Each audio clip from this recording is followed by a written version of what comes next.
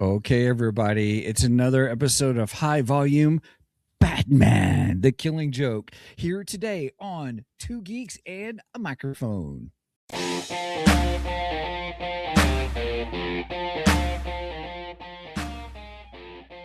Welcome to the Two Geeks and a Microphone podcast, your one-stop shop for television, movie, video games, comic books, book reviews, and more. Now, without further ado, here's Steven and Mike.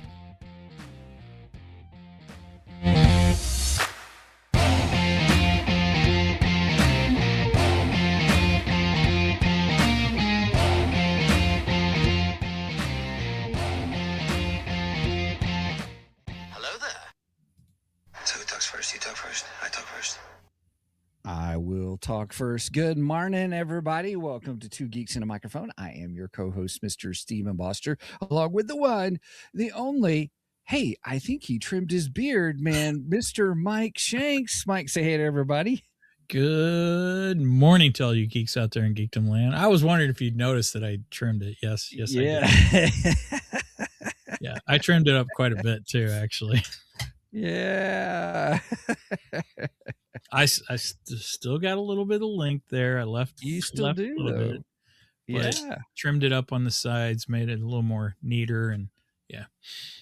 And good. Still using my Live Bearded products to make it all nice and nice. Yes.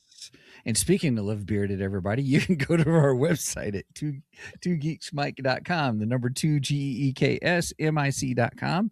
That's where all things Two Geeks are, but we also do have an affiliate sponsorship with Live Bearded, and it is actually super nice stuff. And so we always recommend that if you're going to try it, get their sampler pack. They'll have it discounted sometimes, but then you get a $10 off coupon with it, and for your first order.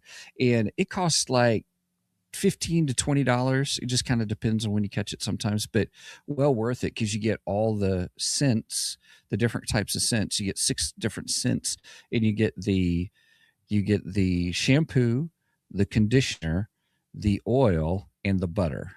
Yes. And of each scent, so you can try them and all. So try them out. It's really nice actually and stuff. So. All right. This isn't Live Bearded related, but I also do Squatch soaps. And yes, I got my latest Squatch soap, which is a Godzilla soap, by the way, and a Godzilla theme this time. And it's so wild because I'll get a new Squatch soap, and we keep our bathroom door closed because we don't want the dog going in there. And so I got the new soap, and I opened it up and put it in the bathroom and shut the door. And I don't know, it was a couple hours later, I opened it up, and the room is just filled with the scent of that soap. And it's really, really good scent too. I was like, oh, this is nice. What was the name of it again? It's the Godzilla one. I don't know what it's called. Let me see if I can find it. Yeah, that's fine. So Kelly for Christmas got me, because I was trying all the beard oils and I was trying all the, the Live Bearded. She got me the beard oil cologne from Squatch, and she got me the Wood Barrel Bourbon one. Oh yeah, Christmas. I like that one too. Wood Barrel Bourbon is my favorite scent. I use it for the soap and I use it for the deodorant. And now I'm testing out the oil, see if that. Trying to find the Godzilla. I can't find it though. Godzilla. Oh, here it is. It's called Godzilla Grit. Okay. And it's smoked. Okay, Brenda brought me the package. It is smoked paprika and sand heavy grit. So, okay. There's the packaging for it. Okay, I'll have to try that. They have a Godzilla and they have a King Kong. So, okay. Nice. I don't know what Kong smells like because I haven't got that one yet. I'll probably get that one next. But yep. Brenda makes a comment that she actually trimmed your beard. Yes, she did. And then Jacob is in the house. Jacob! Hey, Jacob. Thanks for joining us. That little spiel right there, $60 right in the pocket. Just kidding. Yeah, that is an easy $60. That's Yeah, it true. is true. Yeah, But I can tell you, it is actually well worth it. The Live Bearded stuff is very good products.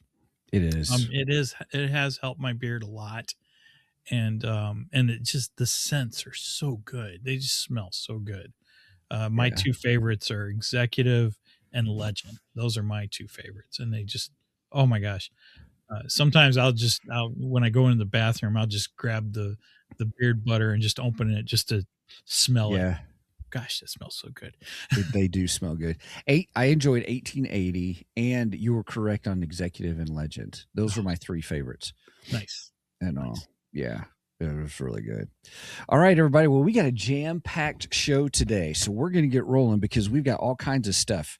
So now that we got the affiliate sponsorship out of the way, I'm just kidding. So here we go. We're going to go ahead and let's see, you didn't have any geeky news. I have no geeky news, but I do have a geek dar. I have a couple Well, geek dars. Same here. Let's do this. Go with the radar, sir. What's wrong with it? I've lost the bleeps, I've lost the sweeps, and I've lost the creeps. The what? The what? And the what? You know, the bleeps, the sweeps, and the creeps. I saw the clip of ludicrous speed from that yesterday. Ludicrous speed. Take a 5-minute break. Smoke them if you got them, boys.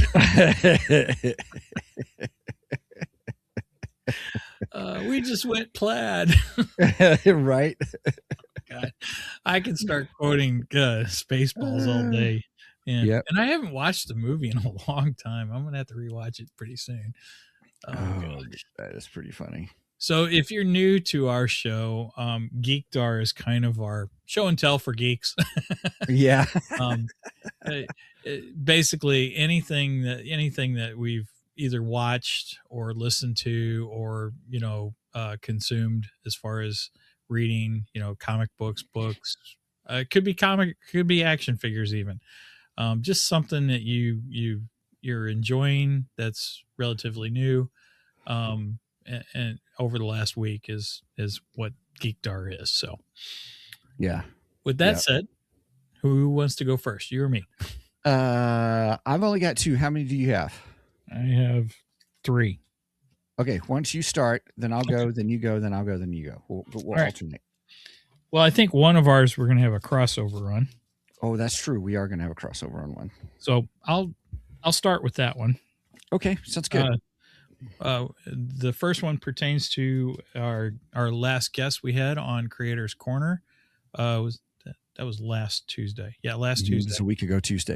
We had Braxton Cosby. He's a return guest, and he was promoting his latest work, which is Yasuki. And I got the novel in the mail earlier this week, and I haven't started it. And I got mine too. I got mine as well. We both supported him because it sounded so intriguing. Yes, it does. It is the first Black Samurai, which I thought was fascinating. I'm like, based on true events. And I was Right. like, what? And you know what? I remember when he was saying, it was going to be a video game too. And I was like, oh, that's the people who did Assassin's Creed. It's Ubisoft. And they got so much static because they were like, oh, that's not part of our culture. And I'm sitting there going, yeah. And then we talked to Braxton and I was like, oh, it isn't something that happened, kind of a thing. So I thought that was really interesting. I said, well, Ubisoft didn't do a good job of marketing that game to help them understand the story behind it. So if you have any questions about Yasuki, just read Braxton's novel. So yeah. And I want to give him a kudos because I'm flipping through it, and I love the print choice he used because the letters are nice and big, and my eyes are getting old, so yeah, it's gonna be easy for me to read. So I'm looking forward to that. We should let everybody know. So everybody knows Mike and I have been doing our foray in the last couple of years on writing and learning how to write and just putting stuff out, just having a good time with it. A really good time with it. And even even when I did my spiritual sight novel, I'm redoing it on print because I was like, oh my goodness, that's itty bitty print. I made the same mistake with my book, Immortality Code. I got it and I was like, oh shoot, I should have made the print bigger on this. Right? Two old guys are gonna when they print their stuff, it's gonna be in larger print. Yeah. Or larger My font next book, size, excuse me. yeah, my next book is going to definitely be larger font size than that. Right. That was tough to read. but please do go buy it though. It's still a good book. Yeah, it's a great book. I enjoyed your book quite a bit. And I'm halfway through yours, and I'm not going to give any spoilers, but It's okay. I called one thing in it. You sure did. You sure did. We talked about it last week. My book, Spiritual Sight. It's my supernatural fiction, kind of in the same vein of, would you say it's similar in style, like urban fantasy to Dresden? Oh, I didn't really think about Dresden. I was thinking more along the lines of like crossing The Exorcist with the television series Evil. Oh, That was okay. my Okay. Well, I didn't like even really that. think Dresden, because when I think Dresden, I think more magicians. Oh, okay. Yeah. And I didn't get that feel from your Yeah. No, I really like what you said there. Yeah.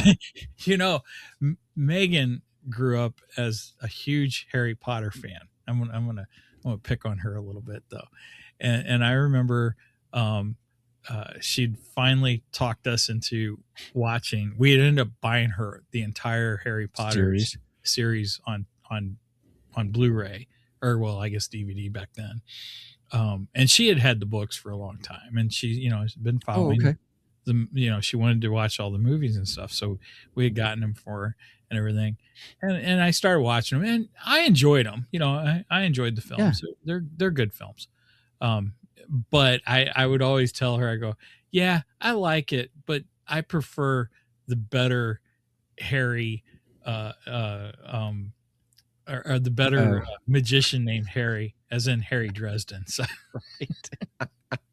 But then I always would say, but he's more adult than Harry Potter is. So right. Oh my goodness, that's funny. Okay, that's funny. Let me do my last two items for Geektar. So this past week was the 40th anniversary of issue number 1 of Frank Miller's The Dark Knight Returns, which is one of my all-time favorite Batman stories. Yeah. And to commemorate it, DC Comics released a facsimile edition of that print. And do you not have that? I mean, I do not have the original 4 floppies. I have the graphic novel, the combined graphic novel of it. Okay. Is what I have. Okay. So I was excited because now I can get, granted, these aren't the originals, but they are facsimile editions, which means they are a total reprint of the original book. Now, my only disappointment with this book, because I thought I remember the original book having a more heavy stock cover, and this feels more like a standard floppy cover than what I remember the original. So that's my only disappointment about it. But other than that, the book is a complete reprint. It's just that's cool. It is so cool. I just absolutely love it. Oh, here, let me do the full screen on it so people can see it. There we go. That's just a couple of panels. Let's see if I can find real quick. I'm telling you, it was good. Here we go. If you haven't seen the animated film, they probably really tried to stick to this as much as they could. Oh yeah, that's a great panel right there. That's a beautiful panel right there. Yeah. The animated film is almost word for word the panel for panel. They did such a good job on Dark Knight Returns animated film. So Yes. Yep. I would highly recommend that also. Yep. Well, And let me go, and then we'll let you finish off with yours for a Okay. second. That way you get to Yeah, because I got one last thing, and you're gonna like it too. Yeah. So let me share with you guys real quick. Oh no, this is the wrong one. Hang on, everybody. Sorry about that. So this week on Amazon Prime, The Bluff came out. And The Bluff stars Priyanka Chopra Jones, Carl Urban, who I love Carl Urban, the actor. Also, Tamora Morrison's in it. Some of you may know him as Boba Fett. Oh, Boba Fett, Jango Fett. Yep. So here's people are giving it. IMDb is 5.8 out of 10. Rotten Tomatoes 70%. Prime Video 5.8 out of 10. Here we watched it. It's an hour 41. I thought this is a great premise because she's a mom. It starts off she's a mom, and then they are living, on an island, and she's got a boy. You find out she's married, and she has this family, and then this pirates has come. It's like the end of the pirate time. The pirate era is coming to an end. And so there's these rough and tumble pirates, and Carl Urban is kind of the lead pirate. He's the captain. And so lo and behold, he's coming after her because she has some of his gold that she stole. She got out of that life. You find out who she was, and she was Bloody Mary, the pirate. Oh, wow. And she can handle herself. So I thought that's an interesting premise, kind of in the same vein as like The Long Kiss Goodnight, where you have that assassin, the female assassin who gets her memory back and has a family. This one, it's not like she lost her memory, but she held her front, and it is gritty. It is gritty in the fight sequences and stuff, and some other things that occur are pretty gritty. But here's the thing: you can't see the dadgum film. It's too dark. Oh no! It was so frustrating. Like in the beginning, I'm squinting, and I'm like. Now it was daytime, so we've got shades to cover out the light pretty well, and I was just like, oh my god, I can't see what's going on. The whole thing, and this is by the Russo brothers. So I thought, well, this should be really good, should be really interesting. The Russo brother directors, they're the ones who did Civil War and all kinds of other Marvel movies. It was so irritating. Anything that happened at night. In the caves, like inside the bluffs, if it happened on CNNs at night, you couldn't see what was going on. See, I'm having that problem with a lot of things I watch, though. But I don't know if it's my TV settings or if it's just the way it's filmed. Yeah, I don't know. I thought about testing my TV settings to kind of see and stuff. Okay, I have a question. Yeah. Have you ever changed your TV settings since you got it, since you brought it home from the store? No. See, and I have not either. Well, I've tried, and every time I do it, it doesn't seem to look right. But I've read that the settings inside the store are different because when they use them for displays, you have a different lighting in a store than you would in your home, and they have this specific settings for a store display that you should change it. For when you get home. I just can't find the correct settings for it, though. I've had difficulty doing this. That's interesting. Yeah, I'll check it and see and stuff like that. But anyway, it was good. There was some neat stuff in it, some neat fights. There's a lot of neat fight sequences in it.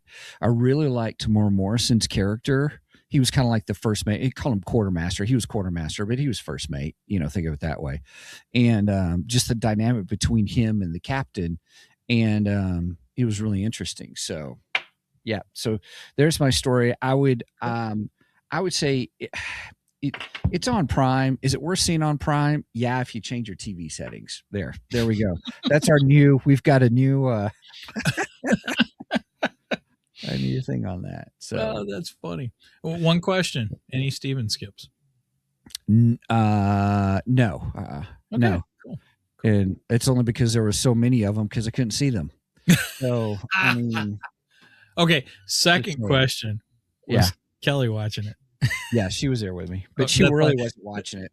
She was Oh, like, okay. it Okay. wasn't. She would look up from her phone every now and then and stuff because she was just she was just saying nice. She was just being nice and because I was like, oh, I want to see it and She stuff. wasn't really interested in it. She wasn't really interested in that. Gotcha. But she was being gracious. So Okay, so the fact that there were no Steven skips is a true compliment to it then. Not just well, Kelly made me watch it. right. That's correct. I would say that I had to apologize to her at the end of the movie because like that was not what I was hoping it to be. Couldn't see anything. And then so I gave her control of the remote, and so she's been finishing up on Apple TV, Shrinking. So she caught up on the show Shrinking. Harrison Ford's in it, and Jason. Oh, I can't think of his last name now. He was in How I Met Your Mother, and he's a good actor too. Do you guys like that? What Shrinking. she does, she loves it. Okay. Yeah, I haven't saw really it, watched and I it. just don't know if I have any interest in it. Even though it has Harrison Ford in it, I'm just like, I don't know. It just doesn't look that good to me. She's cracking up in it and she's laughing and Okay. she really enjoys it. So she's kind of been binging it and now she's caught up and they've just started season 3 or something like that. So Okay. yeah. All right. Yeah. Cool. Yeah. So Okay. all right, you're next, my My friend. last one, my last Geek Dar, and I think Steven, you're going to be excited about this. I got volume 2 of Absolute Batman. Oh yeah. Oh, here, let me get it on full screen for everybody. Go. Okay, put it back up. Gosh, I love that cover too. Is that Bane? That is Bane, baby. Wow. Bane in all his giant glory. Did you read any of it yet? I have. Well, I read a little bit on DC Infinite, Mm-hmm. but now that I got the book, I'm gonna start cracking it open and reading it. And yeah, look for Absolute Batman Volume 2 episode coming to Two Geeks and a Microphone soon.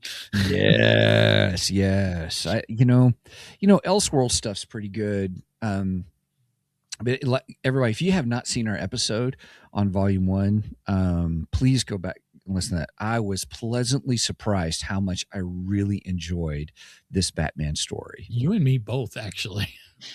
I really enjoyed Absolute Batman. Yeah. This is a fresh take on the Batman character. Well, the entire Batman universe. It's a fresh new take. And I don't always accept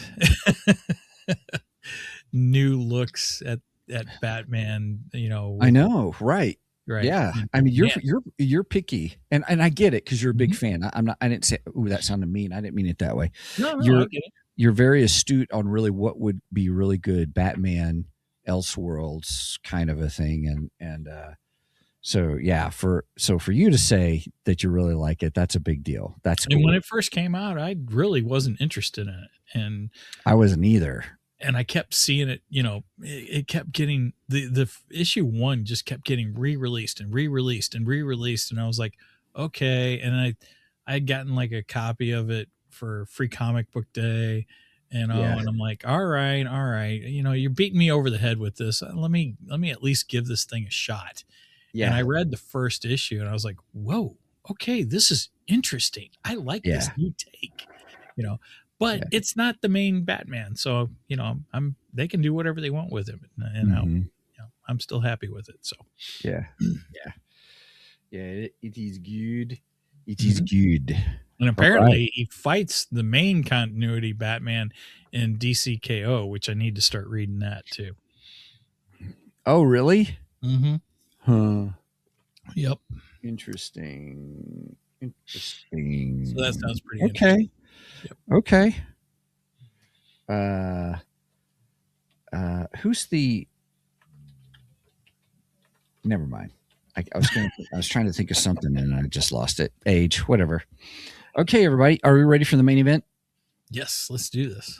It's gonna be good, everybody. Here we go.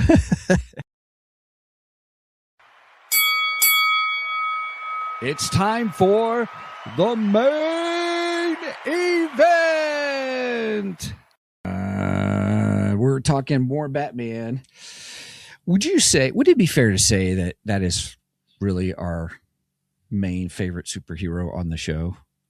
I Well, think we talk more Batman than anybody else. I think so. Yeah. Yeah. I love Batman, so yeah, Yeah. probably. I mean, we've covered, oh my gosh, so many different Batman stories, and trust me, there's going to be more to come. Well, everybody on the show, we have really enjoyed the podcast, High Volume Batman. In it, we have done, You gosh, did what have that we done? wrong, Steven. I did. Yeah, you're supposed to Uh, go DC high volume Batman. I mean, if you're gonna do it right, okay? That's right. You got That's the me way on she that. does it. I love That's it. right. Oh gosh. Oh my goodness. That's funny. And so we've listened to what, The Long Halloween, Dark Victory, which is the kind of the follow-up, which we didn't know was the Right. follow-up to Long Halloween. Yep. Or I didn't know for sure. And I then, didn't know either. I had no clue. then we did a couple of weeks ago, we did Nightwing Year One, which was good. I really enjoyed it. And so now we're doing Killing Joke. Now, Killing Joke, we've talked about in the past. Yes. We did an episode on the Killing Joke, and we're like, oh my goodness, you caught it, you found it. I mean, you realized it was on, and it just got released just last month on High Volume Batman. So, we were really intrigued. Now, I just wanted to listen to it because we already done the show with it. I kind of remember the panels and stuff and all, and I was going through it, and I said, well, let me just listen to it. And I did not do like I had always done in the past. Well, not always, but I started the habit of reading the comic on DC Infinite at the same time, and I was like, I just don't have the ability to get to it this week. I'm going to listen to this though, and you did. So I got up at 5:30 this morning, and yeah, from 5:30 to 6:30, I listened to the whole thing and read along with DC High Volume, or DC Infinite. I have to say it's the ultimate way to listen to this. Okay. If you have a subscription to DC Infinite, or if you just happen to have the Killing Joke on digital, it's better on DC Infinite just because they have the option of the panel by panel.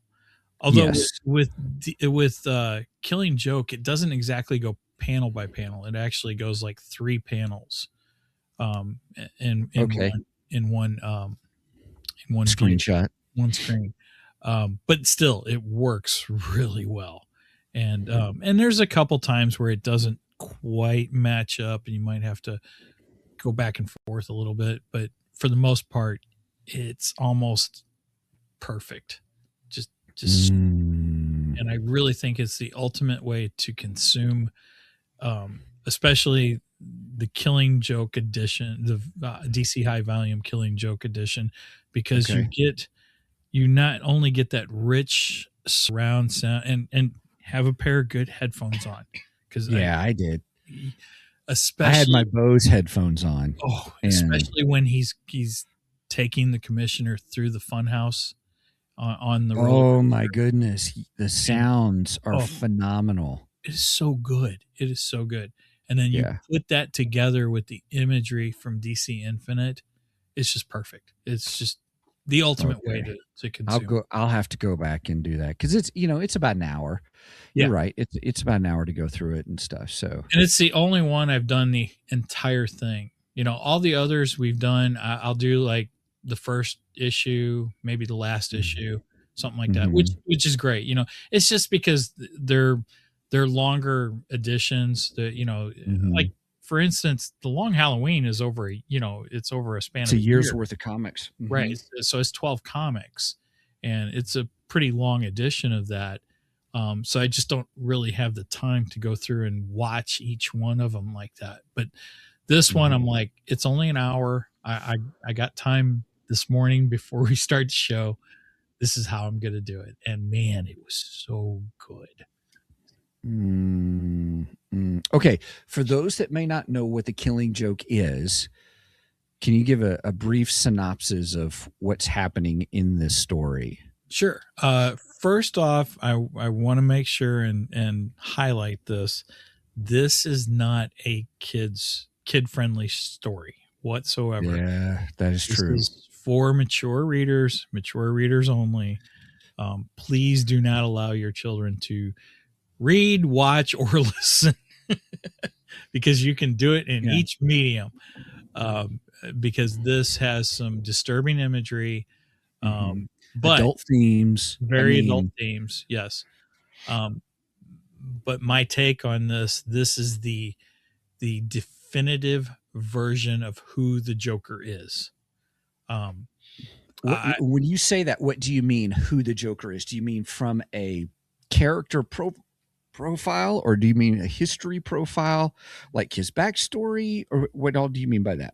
Well, I mean from a character profile, because okay, this story, which is written by Alan Moore, was the story that changed both Batman and Joker forever. Because before this, the Joker wasn't quite the maniacal, psychotic killer that we know him as today. You know, he was a little more campy and clownish, right? And this just made him a entire psychotic, anarchic killer. Anarchic, and yeah, he's an anarchist. Right. Roger says, yes, it tells the Joker story to a T. Well, now, but we're going to get into that. We're going to get into that. Yeah. Because Roger, we'll pay your $5 for leading us into some story elements we're going to talk about. But yes, I believe this really, it not only tells us exactly who the Joker is. I mean, not exactly by giving him his background. It does give a background story, but the question is that really his background story? And we will get into that. But I mean, it tells you the mindset of the Joker, you know, who he is as far as what his goals are, you know, what he wants to do. That's what I mean by it tells us who the Joker is. Would you say it delves into like a character study story? Oh, definitely. This is a tremendous character study. Oh, that was good, Megan. That's a good comment. Yes. And then you got the Batman side of things, you know. Who is the Batman? What does he stand for? What are his morals? You know, all of these questions are posed in this book. Even Jim Gordon. Yes. I mean, yes. You know, it's not just Batman and the Joker, but it's also their relationship with Jim Gordon behind this, the themes behind it. And this is, I'm telling you, everybody, this is so good. Okay. Do we need to give our score? The three Jokers. You go ahead, mention that. Yes. I don't know if you're asking, Roger, but yes, we covered the three Jokers. We covered that with Aaron McCoy, and that was a fun episode. And I absolutely love the three Jokers too. But the three Jokers kind of continues off of the Killing Joke, and it poses other questions too. Yeah. Hopefully we can kind of get into that too, but we'll see how much time we got and how far we can do it. There's a lot of things that you can really. It is masterful storytelling because it's not just something at face value. You know, as we mentioned earlier, you and I are learning more about writing and themes and stuff like that. And I'll admit, even in my first book, I just made it just a straight up, here's a story. But what Alan Moore does is create all kinds of thematic elements behind it that make you go, Now at the end, this is all I'm going to say right now. It leaves it, there's a big question at the end that you kind of haunts you. And it's just masterful, but it's not just that, when when we did it this time, when I was listening to it, I really got to thinking about several different things, and I just thematically speaking. So, and what's funny is, Mike, kudos to you because you picked some of those out already for us for our show notes today, and so I'm looking forward. I'm looking forward to the conversation that we're going to keep going with. So, all right, what would be your score then? And so we're talking about now. We're scoring the audio version. Everybody, we're scoring the podcast. The I wanted to say Big Finish audio version. I'm trying to think of what we should. I almost said Big Finish audio. No, this is DC high volume Batman. What are we using for a scale? Let's go with cameras. Cameras? Oh, cameras. Yeah. Oh, that's edgy. I mean, based upon the story. I mean, well, let's go with the cover cameras. Yeah, that's on the cover. Got a camera. All right, so. All right, we'll go with. I'll go for that. We'll go with Joker cameras. All right, and yes, this is I'm not just scoring the story in this, but I'm scoring DC high volume, which if you've listened to any of our DC high volumes, you already know I give high regards to DC high volume. Yes, they do such an excellent job with the richness of the sound effects. Jason Spizak is an amazing Batman. I'm coming to love his voice of Batman. And he's starting to become kind of that definitive voice for me. I really, really enjoy him. Yeah. And then I mean, we loved ourselves some Kevin. Yes, Kevin Conroy is the ultimate Batman voice. Yes. And he always will be. Yes. But Jason Spizak, in my mind, has become the next best thing to him. He is so good. Yeah. And I'm very impressed with him. Yeah. And then no, wait a minute. Just for those that may not know, we're just talking about Kevin Conroy. Before he passed away, he was doing cameos, and I got Mike a cameo. Yes, he did. And it was really good. Yeah. I mean, Kevin did an incredible job with that. I mean, it was just phenomenal. Yes, he did the Batman voice, and he did a great quote from Batman. But then when he just talked to you, it was just phenomenal. Yeah, just it was cool. The stuff that he gave. But anyway, that was in the first year we did the podcast too. I think so. Yeah. We had just started it, and it was growing, and he was really super nice about it. And maybe we could put that up on Ko-fi. I bet you we could.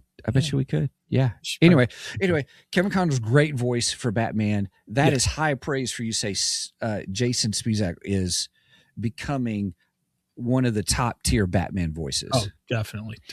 Agreed. And then so the Joker that high volume has been using, I've been vocal about him. I have not liked him very much. He just does not do it for me. That's in the other stories. The Joker in the other stories. Mm-hmm. But they picked Troy Baker for this. Troy the Man Baker. Gosh. If anyone sounds close to the Mark Hamill Joker, this is the guy. Yeah. But he's even got his own spin on it. And how can I say this?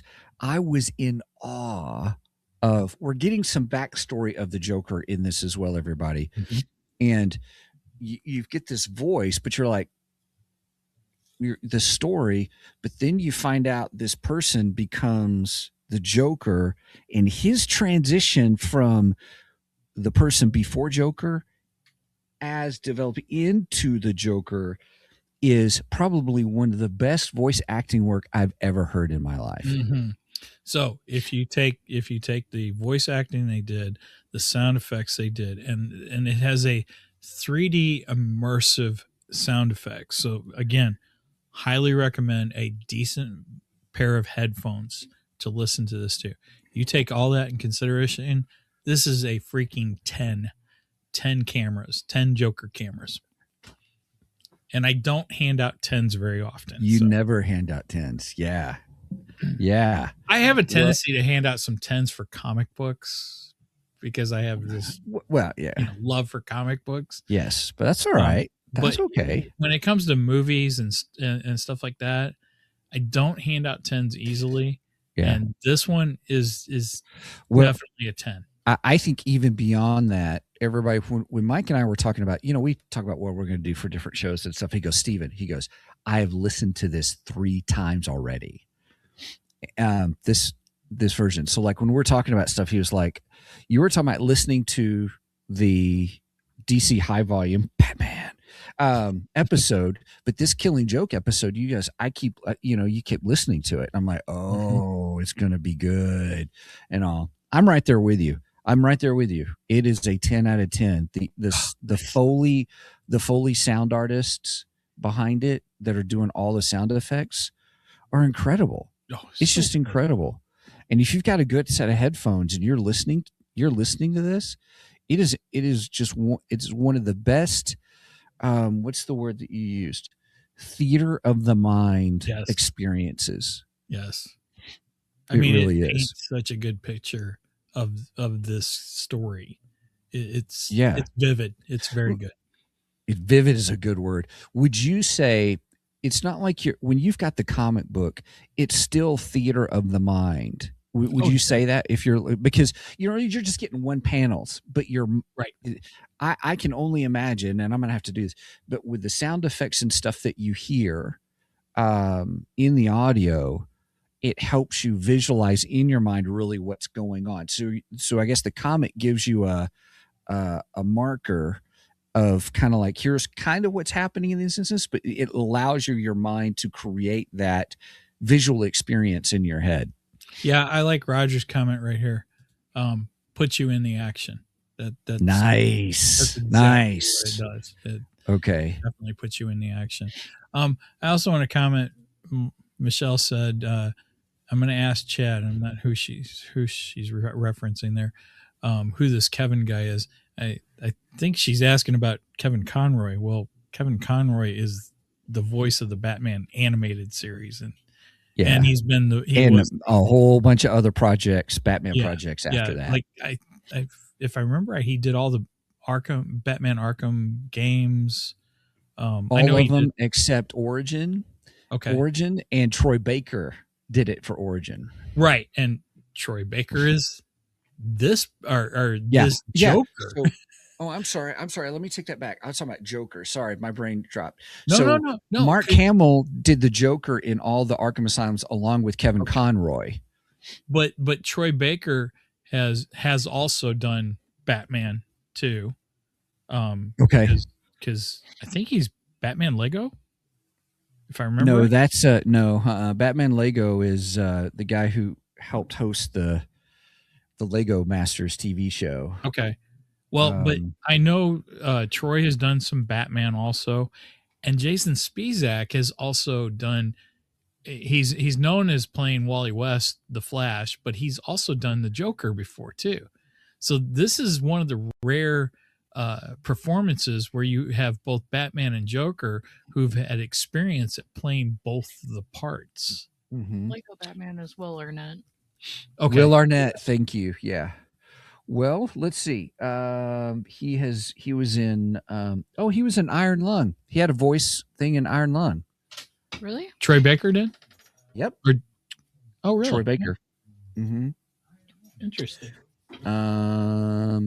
Let's see. Just came in to join us. Who was Batman? Troy Baker did Joker in The Long Halloween. Oh, Jensen Ackles was the voice of Batman in Long Halloween. He did an okay job. But I think Spizak, Jason Spizak's doing a really good one. Oh man, he's incredible. And then Commissioner Gordon, who's voiced by Jay Paulson, and he's from Mad Men. Commissioner Gordon is just fantastic. I love that voice of him. He's so good. Yeah. And then Barbara Gordon, she's voiced by Shelby Young, and she's incredible in this too. This is an amazing cast. They are all it's incredible cast. Top yes. notch. Yeah. Okay. Which makes me think about our friend Tom Hutchinson, who does not like animated because he feels, and this Yeah. drives me crazy when people say this, because he feels that voice actors just aren't real actors. And I'm sorry, but Tom, listen to freaking DC High Volume. Tell us what you think. Yeah. Tell me and tell me that they're not real actors, because they are. They're amazing. Here Oh, you go. I put it up. Chat is my chat GPT. I love it.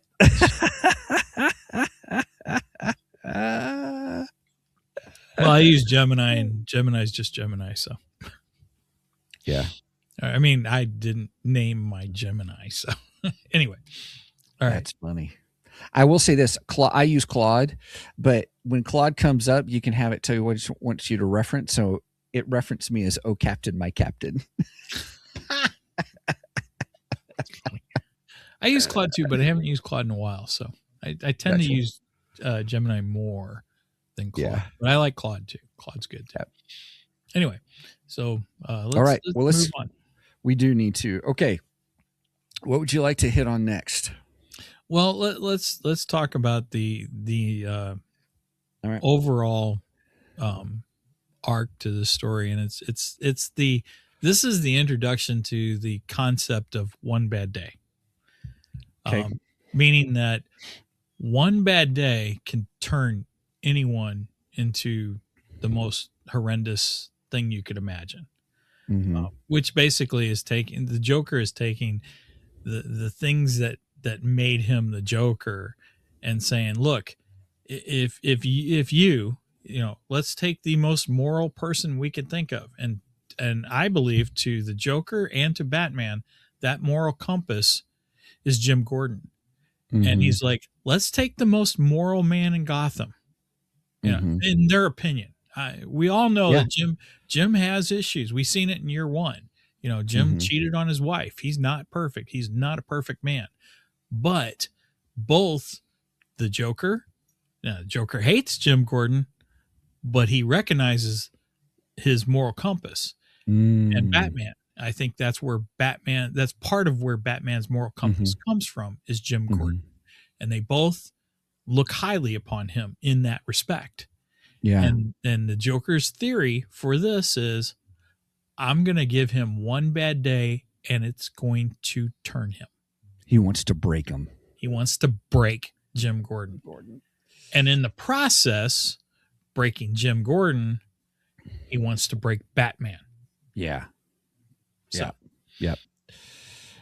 Just real quick, everybody, we're about to hit spoilerific territory. So just giving everybody a heads up right here now. So, because we got to talk some of this. So, yeah.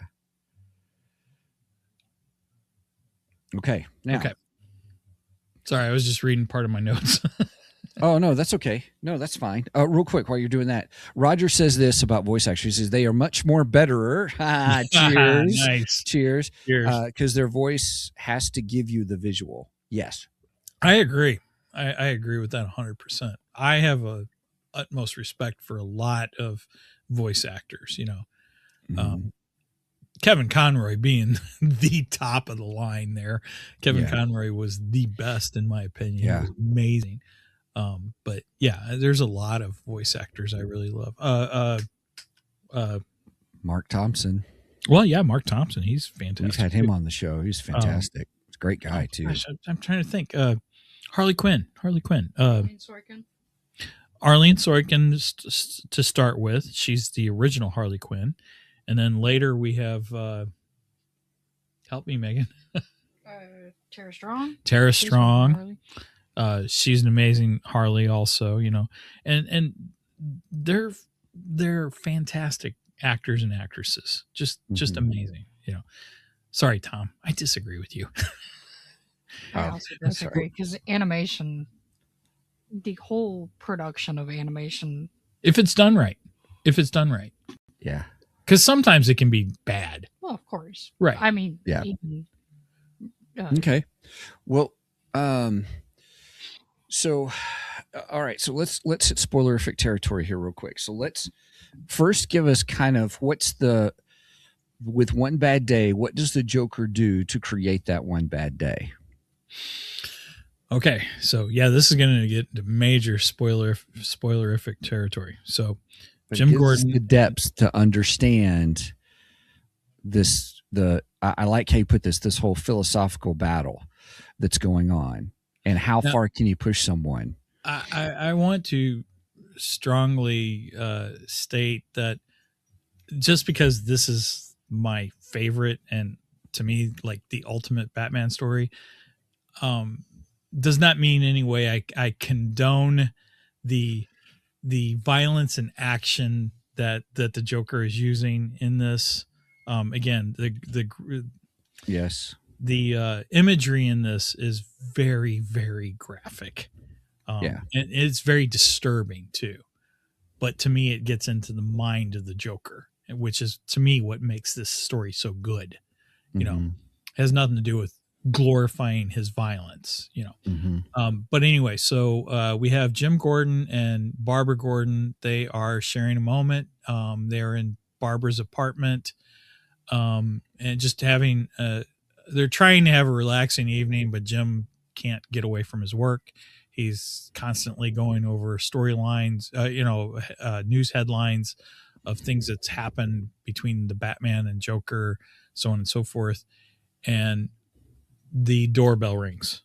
And this is where one bad day begins, because Barbara opens the door to none other than the Joker face to face, and he shoots her.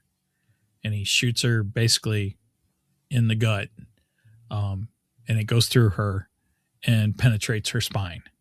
Yeah. And this is what leaves Barbara Gordon paralyzed. Yeah. Very graphic, very intense. And then he does things that he we don't need to talk necessarily about he kidnaps Gordon. And like I said, you can read the book and get all. He takes pictures. I think it's important to show that we'll just say he takes pictures too, right? Because he uses those. Yeah, there's the camera, so he's taking pictures, and so of this whole event and things that are going on. So yeah, go ahead. So, but yeah, and he does all of this because of what he's going to do to Jim Gordon afterwards. You know, this is all leading up to breaking Jim Gordon, the moral, the moral compass. Yeah, the moral compass. So, when it comes to enforcing the law, the moral compass, I would say that for sure.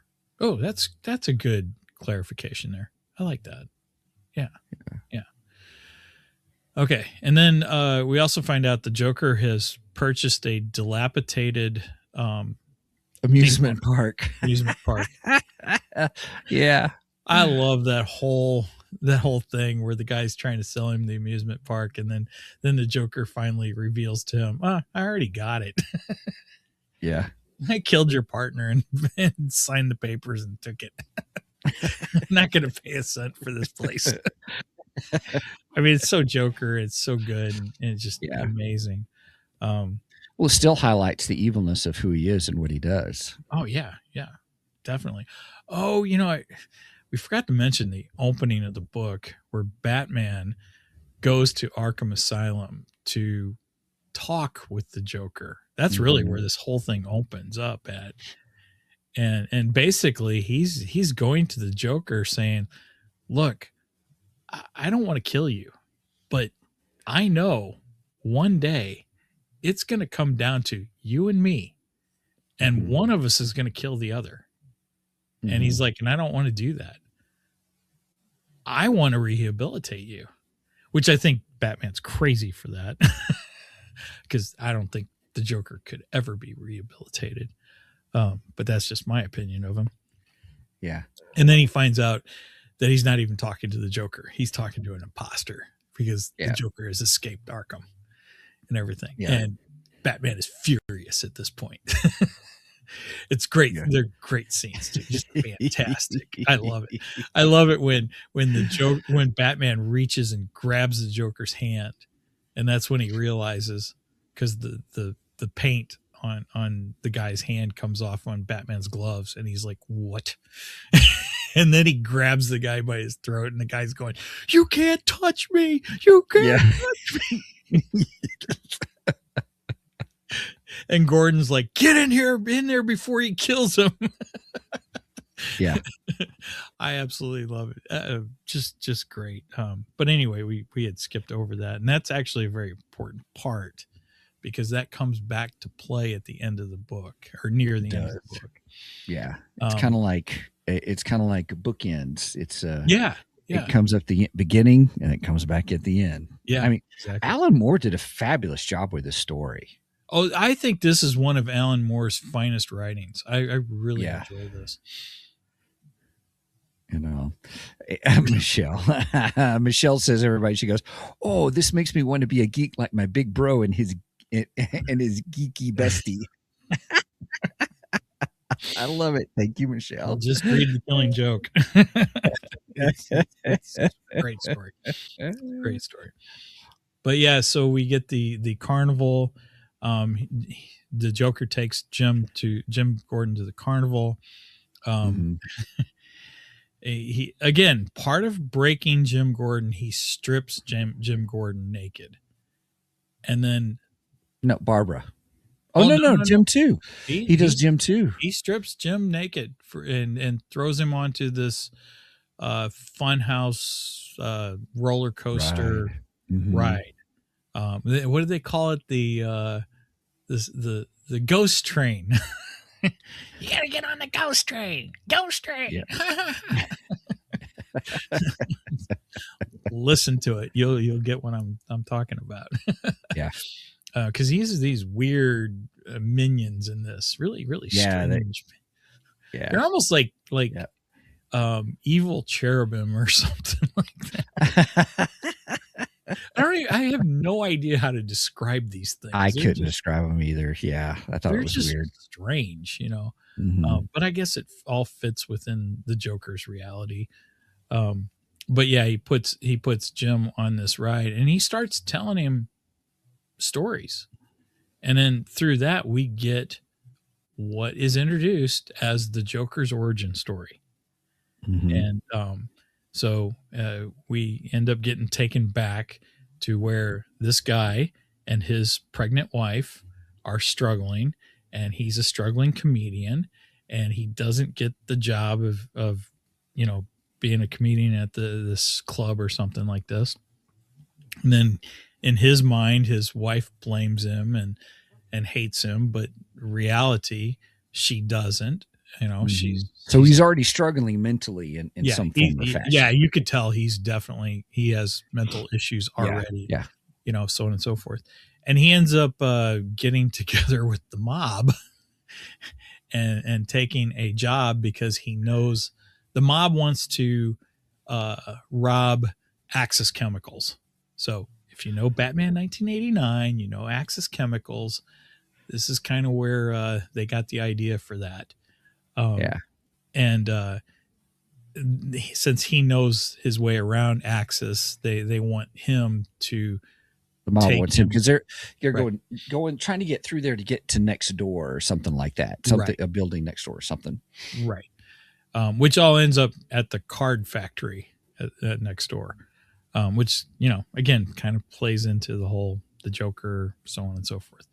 But anyway, and then that's where we get the red hood, because they tell him to do this, you have to wear this red hood and this cape and all this stuff. And because they make the quote unquote red hood the head of all their capers, but no one knows who the red hood is. It's a mystery. Yeah. So, and then basically they just pick kind of a loser to wear it. So, hopefully he's the one that's caught instead of them, is basically what they're doing. Which is an interesting concept in and of itself. Yeah. Right. Yeah. Oh my God, man. Alan Moore's mind is just twisted. Right. How does he come up with this stuff? But anyway, it's in his BBC Maestro class. Alan Moore has quite the beard himself. He does have quite the beard himself. Although I think he might have small animals living in his. I was going to say something. He doesn't use Live Bearded, and he needs to, by golly. He definitely needs Live Bearded. He needs a nice beard comb, too, which you can also get from Live Bearded. And I do have one. They are very nice. Anyway. He's got this is good. We could almost make a drinking game today, just out of how many times we've mentioned Live Bearded today. This is true. I don't know that whole small animals in his beard. That one got me. That's great. Yeah. I swear, look up his picture. I'm telling you, I think he has small animals living in his beard. Anyhow. Oh my God, it's stuck in my head. I forgot where I was at.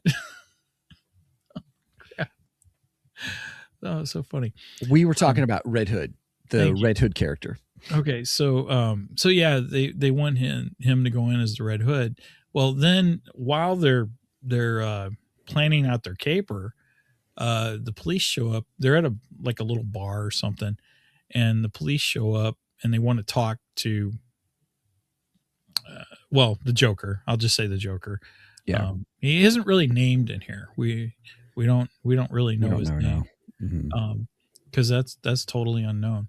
But they show up and want to talk to him, and they inform him that his wife was killed, that she died. And it was not killed, but in an accidental death. There was an accident at the house that she was trying to warm up a baby bottle.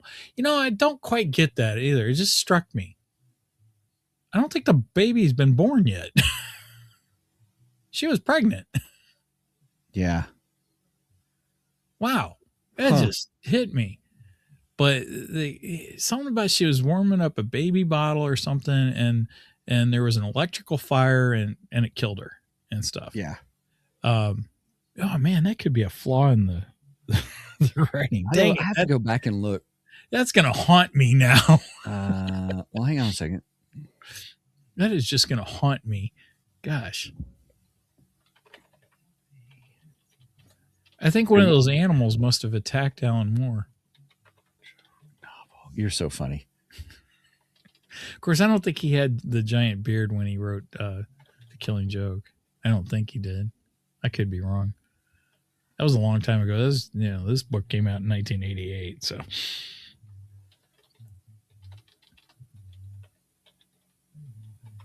all right. Well, Steven's trying to find out if I'm not remembering it correctly. Anyway, but anyway, the police. Let's see. Yeah.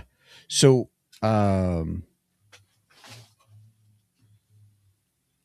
yeah, here we go. So here's what it says. In Alan Moore's The Killing Joke, the Joker's origin is famously presented as a multiple choice memory. Yes. But the flashback sequences provide specific, if potentially unreliable. There we move into a writing style, everybody, that's called the unreliable narrator. Yes. And the Joker is the unreliable narrator in the story. Yeah. Details about his life before the makeup. Does he have a name? No. Even in the flashbacks, the man who becomes the Joker is never named. He is simply an unnamed, struggling stand-up comedian. While other media, like the 1989 Batman film or the Gotham TV show, have given him names like Jack Napier or Jerome Valeska. The Killing Joke intentionally keeps him anonymous to maintain the mystery of his character. And I prefer that too. Yeah. I don't want to know his name. Yeah. I know we get it in the 89 Batman, and I love the 89 Batman, but it's its own thing. It's just its own thing. Its own universe. For the main continuity universe Joker, I don't want to know his name.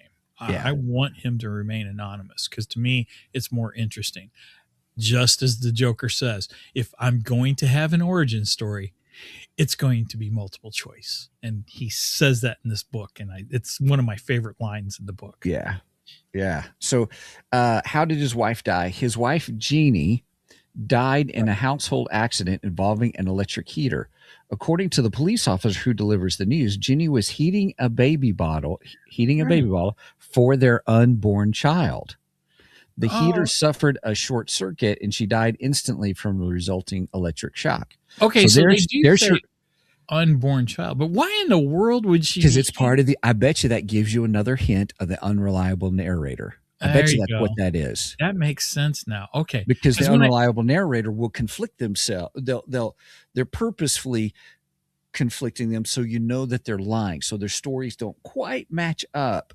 And so you have Okay. to kind of figure it out for yourself. So I think that's all. So here's why it matters. The timing of her death is the true punchline of the tragedy. She dies just hours before the failed comedian is set to help two criminals break into a chemical plant. He tries to back out of the heist because his reason for doing so, to providing for his family, is gone. Right. But the criminals strong arm him into going through with it. He goes, hey, and there's the unnamed man says this: I'm not a criminal. I'm a stand-up comedian. I mean, I'm a husband. I'm a father. I have a life. And so this quote unquote one bad day sequence of losing his wife and then falling into the chemical vat is what he claims drove him insane. Right. Exactly. But that's what he claims. Right. Is that kind of the sense of, I mean, my favorite Batman movie is The Dark Knight with Heath Ledger as the Joker. Yes. And it's kind of the same thing where he's doing the what shall I say? He's doing the you've got a surprised look on your face. Yeah, my Darth Maul displace fell off the wall. Weird. Yeah. Took down 3 Batmans. And took down what? Oh, it took down 3 Batmans too with him. Oh man. Yeah. I thought I heard some noise. Anyway, so in The Dark Knight, remember how he always tells a different backstory? Yes. Yes. So I'm like, oh, see, now I I'm know how connection. I got these scars. Right. I love that. So he's always an unreliable. Right. And it's part of his character. He's always unreliable in how he's telling stories. It's the same theme. They use the same theme, and it all comes down to that. My favorite line in this: if I'm going to have a origin, it's going to be multiple choice. Mm-hmm. And I think that's the best way to handle the Joker, because you just don't know. And to me, that makes him, one, more interesting. It makes him more frightening too, because you just don't know what this guy's going to do. You have no clue. There's no rhyme or reason to anything he does. Yeah. And I think that makes for a scarier bad guy. This is why the Joker is the ultimate Batman villain. Mm-hmm. Okay. All right. Well, we should do like a villain KO sometime. Like March Madness is coming up. And if we did a villain KO. Okay. Like do our own things. Like, who would you choose? We could have Gemini throw it up. We could have Gemini try to create it for us, and then we choose and stuff. That'd be kind of fun. Okay. Anyway, sorry, I digress. Hey, everybody. So multiple choice origin. So we're not sure what's true or not. So yeah, and so that brings up the question: is this story that we're reading here, is this the actual origin story of the Joker? Or did he just make this up? Or is this somebody else's story and he has adopted it as his origin story, or one of his possible origin stories? So before the show, everybody, I was asking Mike on this, and because even Roger kind of brought it up about the 3 Jokers, right? And so do you see the 3 Jokers as kind of the follow-up to all of this? Oh, the 3 Jokers is definitely a follow-up to this. Definitely. Okay. Because it gives it gives us what happened to Jeannie, actually. We actually see it in the 3 Jokers. Yeah. Okay. So everybody, we also did a show on the 3 Jokers with our friend Geek with the Bible, Aaron McCoy. And his Facebook page is hysterical. Everybody, you really need to sign up for it. Aaron's he does great. A really good job. He's a great guy. Good family man, too. And so I'll tell you, that's a good episode. Ooh, I wonder if they would come out with it on, because they did this on DC High Volume, if they would do the 3 Jokers. I hadn't thought about that. I hope they do. I do. Oh, yeah. Now, the only problem with the 3 Jokers is it kind of makes this story definitive. It says, canon? Yeah, yeah. Oh, It makes his origin canon then, you know, and it doesn't but a leave it. multiple choice canon Well, still, because we still don't know if it's actually him or not. well, but we know Jeannie lives, We know Jeannie lives, and we know the child lives. yeah. So the Joker potentially has a junior. Batman and Robin, Damian Wayne. Could you imagine they continue with Damian Wayne versus?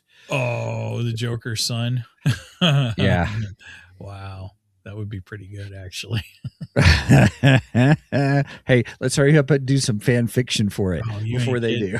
Damian grows up, and then and Damian takes over the Batman mantle, and then the Joker's son grows up and takes over being the Joker. Oh, that would be really good. Okay, I'm gonna veer off here for a second. I'm gonna rabbit trail on something real quick. I think we already did. Well, that's true too.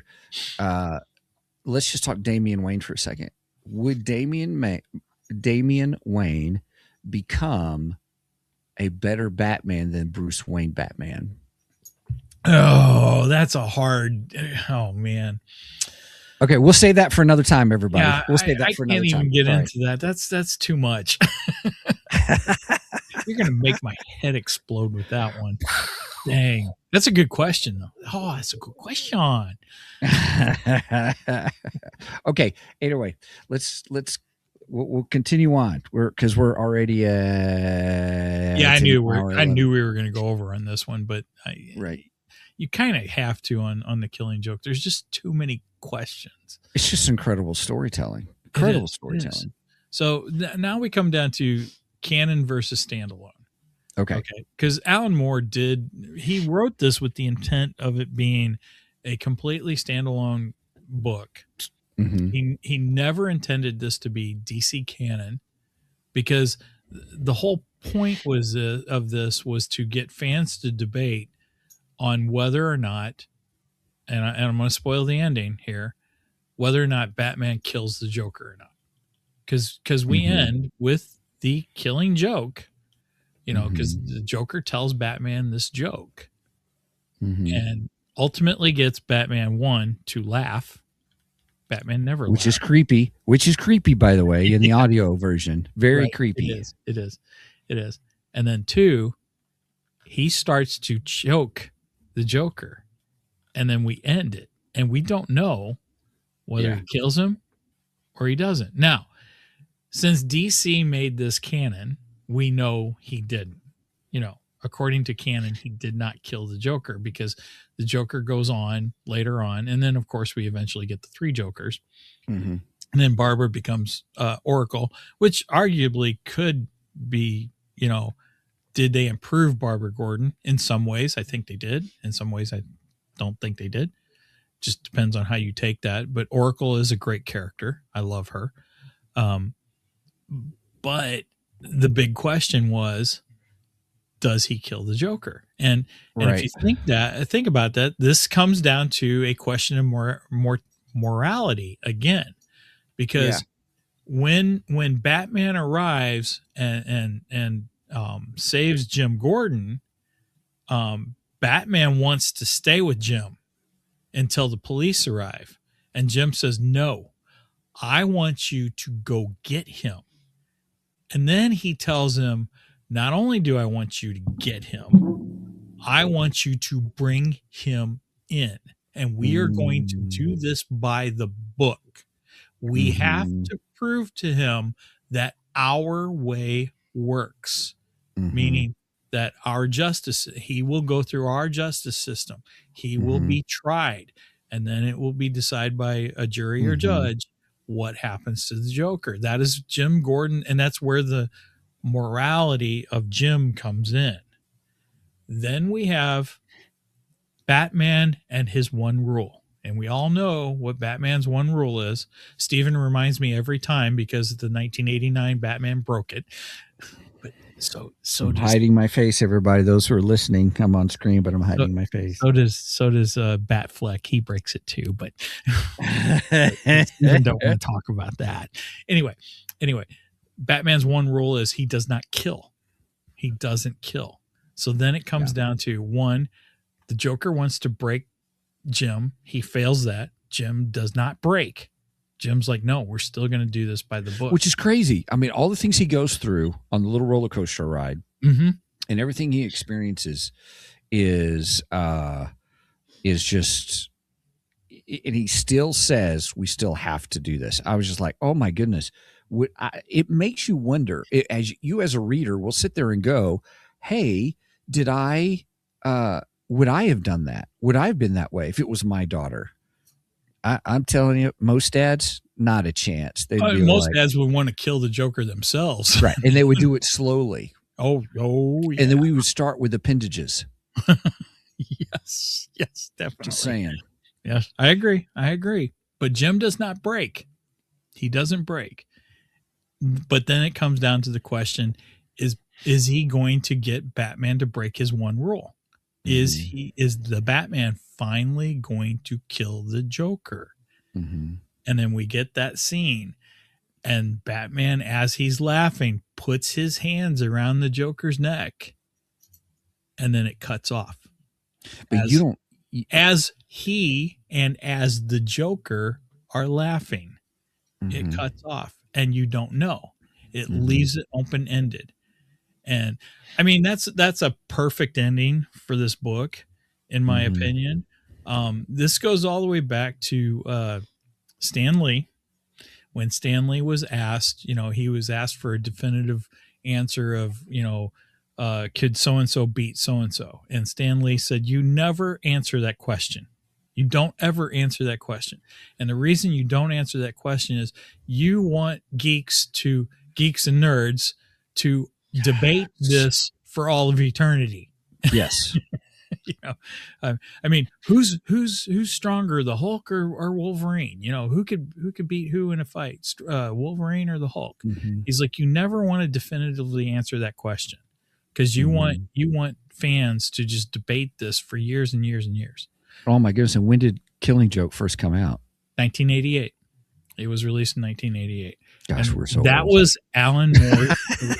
What did you say? I said, gosh, you and I, we're so old. Yeah, that was a year before we graduated. It was. It was also a year before the 1989 Batman came out. That's right. Anyway, but that was Alan Moore's intent for this book, is for fans to debate this for years and years and years. He did not intend DC to make this canon. And then DC turned around and said, oh, we're making this canon. Yeah. By the way, I just need to notate something. I got to bring my wife into this, my wonderful Kelly, who loves to watch crime TV. So you mentioned that he put his hands around the Joker's neck. My wife knows that it's only 6 pounds of pressure.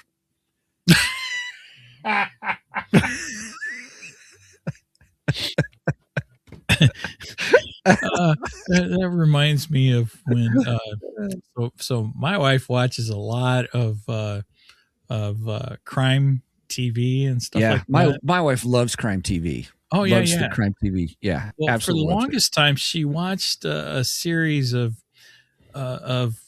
women who snapped and killed their husbands. Okay, and I would come home to this from work, and I'd look at her and go, oh, you're watching the How to Kill Your Husband channel again, huh?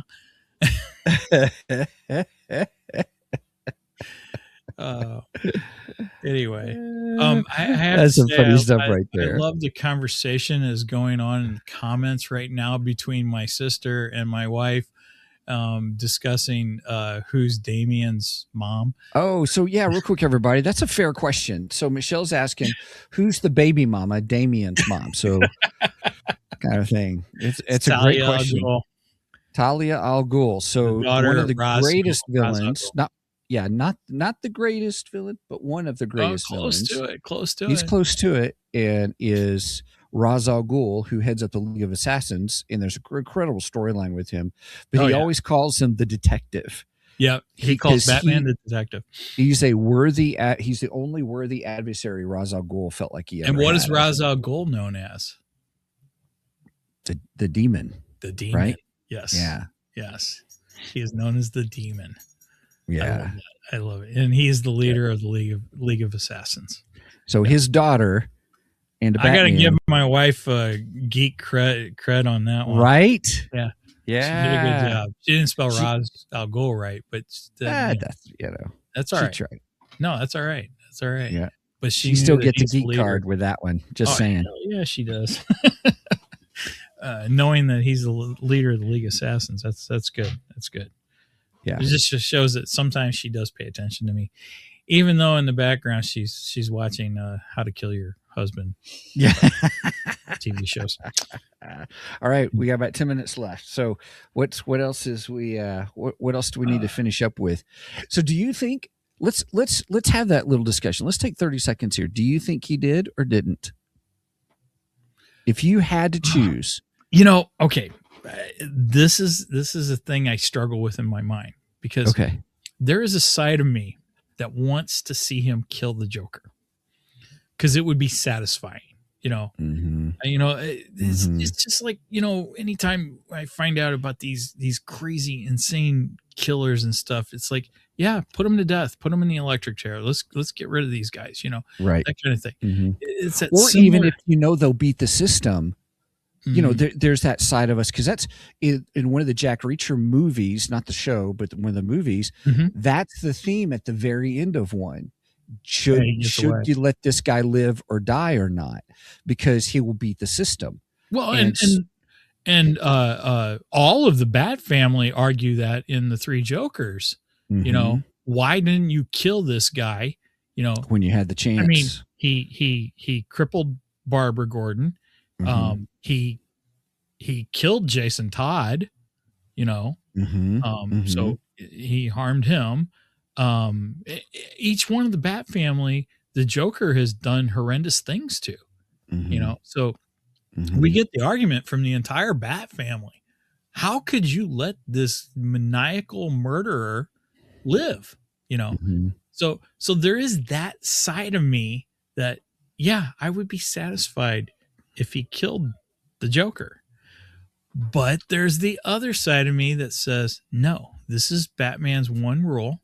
This is what makes Batman better than him, is the fact that he won't kill the Joker.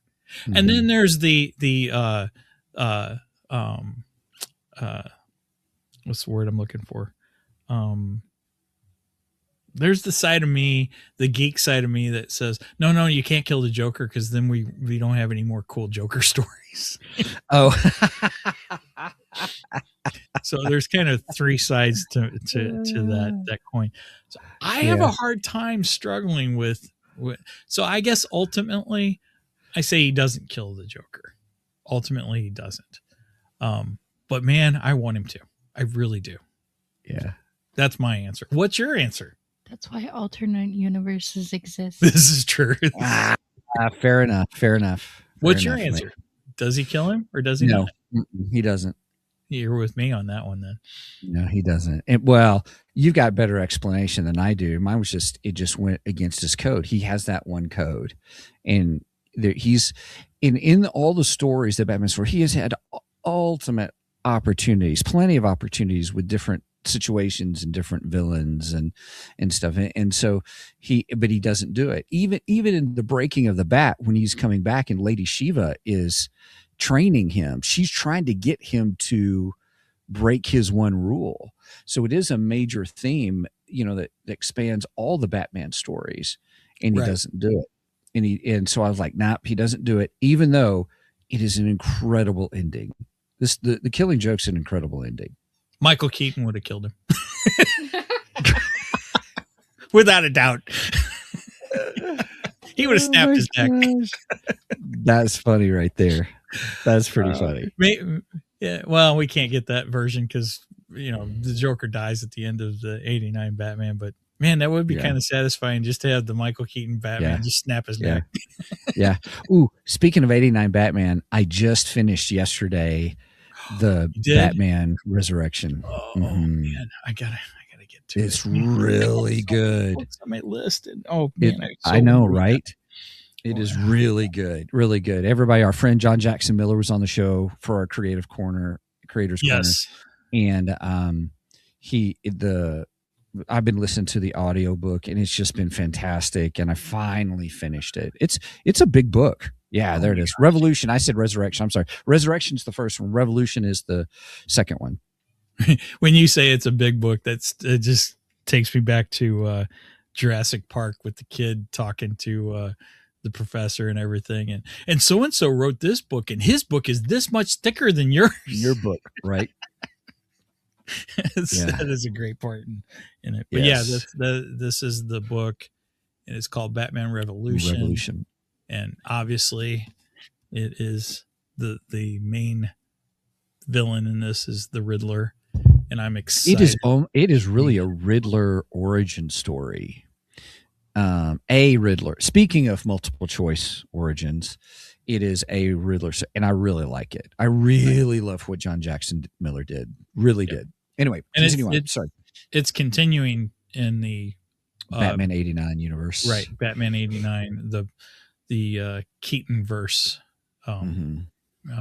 Also known as World 89 in Earth 89. That's what DC Comics is officially calling it. Yeah, they call it Earth 89. So, which I think is cool. Yeah. Because we graduated in 89. So. We sure did, by golly. I love that. Okay, so anyway, so that's our take on Batman DC High Volume. Yes. I highly suggest this to anyone who's a Batman fan. And I posed this question when we first said we were going to do this. If you are not listening to this, why not? Yeah. DC High Volume. The Batman. Listen to it and all. You may find yourself really enjoying an audiobook style thing. And they're short episodes. And you can Steven skip through the commercials. Yeah. Yeah, I hate the commercials in it, but yeah, I do. But hey, that's what keeps it free. So I can't complain too much, Right. It's $3.90 free, so there is that. And man, as good a production they do on this, they could sell this for big bucks, honestly. Yeah. Yeah, they could. Just from a production standpoint alone. Yeah. Yeah. So I'm very happy that we've gotten it for free. Yeah. Very much so. Would you pay for it? Yeah. Without the commercials. If you could get it without the commercials. Yeah, I'd pay for it. I think you can actually. Really? I think you can. I haven't looked hard enough to know. Hang on a second. Well, let me do this real quick, everybody. Sorry. It's interesting because I don't. Batman. You can. Let me go to the official hub on DC.com. Okay. Let's see. There is. I'm pretty sure there. I don't see it here though. Agree. Join the DC universe. If I go to, let's see. I know there's something. Let me hit my Spotify account real quick because I listen to it on Spotify. Everybody, you listen to it? Do you listen to it on Apple? I listened to it on Apple this morning because I listened to it on the MacBook. But generally on my iPhone, I use iCatcher. That's my preferred podcast catcher of choice. I used to use Apple Podcasts many years ago, many years ago, and then they changed something about it, and I didn't like it, and I found iCatcher, and I liked iCatcher much more better. Cheers. Cheers, everybody. Cheers. But on my computer, I don't have iCatcher, I don't think, so I just quickly brought it up on Apple Podcasts on my computer. So, yeah. I think you get fewer commercials, so you don't get them all, but can I listen to DC High Volume Batman ad-free? Yes, you Steven skip. Yes, you Steven skip through it. Yes. Ad-free. There's a premium subscription. Oh, okay. It wants me to hook up mine to Realm, something called Realm. Okay. And I don't know if I want to. I don't know what that is. Well, I Openly. just don't want to pay another subscription fee. That's I have enough. I know, right? So They if I just can build listen up to it over for time. free, I'm gonna take the free choice. I mean, the only reason I would go to a subscription for this is if they gave me something extra on it, you know. Yeah, But I don't think they're going to do that. So yeah. It would also cost. So oh, it is through Realm and DC High Volume. Batman Plus is upgrade to listen ad free and get early access to episodes. This is the only plan that includes DC High Volume Batman, so it's all on its own. So it's $2.99 a month or $20 a year. I guess that's not terrible though. Yeah, but I'm in a Steven skip to save myself $20 a year. Yeah, I know, but $20 a year isn't bad. No, when it's I a don't know. weekly episode and they're about 30 to 45 minutes. Now they are on hiatus right now. They did put out a special announcement about 2 weeks ago that they're on hiatus, but they are currently in production of their next story, and they did not tell what it is. Okay, I missed they that. followed Okay. up the Killing Joke with the Oracle Year One, which was good, which was very good. Is too. it good? Okay. I'd never read the Oracle story, so so it was Okay. nice to listen to that one. I enjoyed it. I'm hoping they're working on Batman, the Dark Knight Returns. That would be awesome. That you know what? Because this is the year for it. You're this right. is the 40th anniversary. The You're last right. week was the 40th anniversary of the first issue. So Yeah. if they're going to do it, they should do it. But then the question is, does Jason Spizak still voice Batman? Because we get an older Batman in this. Now, Batman was voiced in the animated version by the actor who played RoboCop. Peter Weller? Yes, Peter Weller. Yeah. Oh. He did a fantastic job to that. And I really like that version of it. It's really good. Okay. So does Jason Spizak still voice Batman in The Dark Knight Returns because it's an older, grittier Batman? Or do we get a different actor to voice him? Because I mean, they've already said he's the official voice of the DC High Volume Batman. So he is officially their Batman. And I hope they stick with who did the Joker in this one now? We said it earlier. Looking for it. The Joker? Troy Baker? Yeah, I hope they stick with Troy Baker as the Joker, because he does a phenomenal job. Yeah. Agreed. My wife said RoboCop, special memory. Yeah, I was there. Yeah. That's funny. All right. Well, boy, we're wrapping up, everybody. Hey, thanks for hanging out with us. It's been a great show talking about one of our favorite topics, Batman. And so we appreciate you being with us. Please check out our website at www.2geeksmic.com. That's the number 2 GEEKSMICKEY. No, I'm just kidding. MIC.com. I think that every time you say it. Right. I know. I just actually finally said it. It goes through my head every time you say it. Yep. So you go to 2geeksmike.com, and then that's all things 2 Geeks. You can contact us at show@2geeksmike.com. Mike does a great job of keeping track of those emails. If you would support us, please, because that just helps us pay for all this stuff. It's at ko-fi.com, ko-fi.com/2geeks, the number 2 GEEKS. We like it. We like that platform, and you can also get to our merch page, which is 2geeksmikemerch.com, the number 2 GEEKSMICMERCH.com as well. So that, Mike, it's your turn now. All right. If you made it this far, please make sure and go and like and subscribe to us on your social social of choice. I try to stay active on Facebook and Instagram now. I try to post any relevant geeky information, fun facts, so on and so forth. And then especially of when we go live. And speaking of going live, we go live every Saturday morning at 9 a.m. Central Standard Time. You do the math on the rest because I don't like math.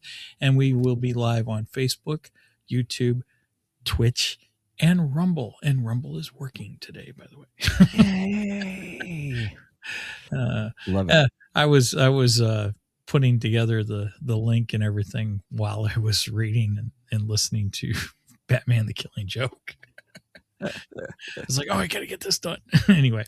All right. So, yeah, if you made it this far, please go and like it and subscribe to us on those things. That will help the algorithms, they say, which will get us in front of other people's eyeballs who enjoy this geeky type of content.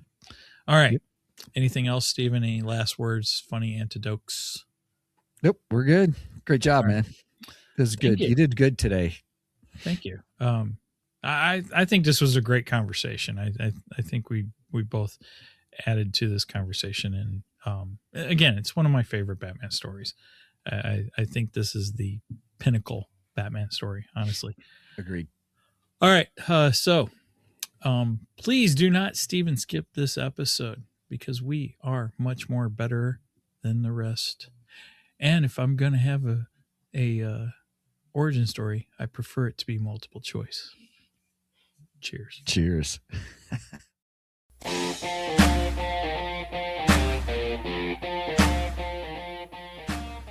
Thank you for joining us today on the Two Geeks and a Microphone podcast. Tune in next week when we will have more news and reviews. Until then,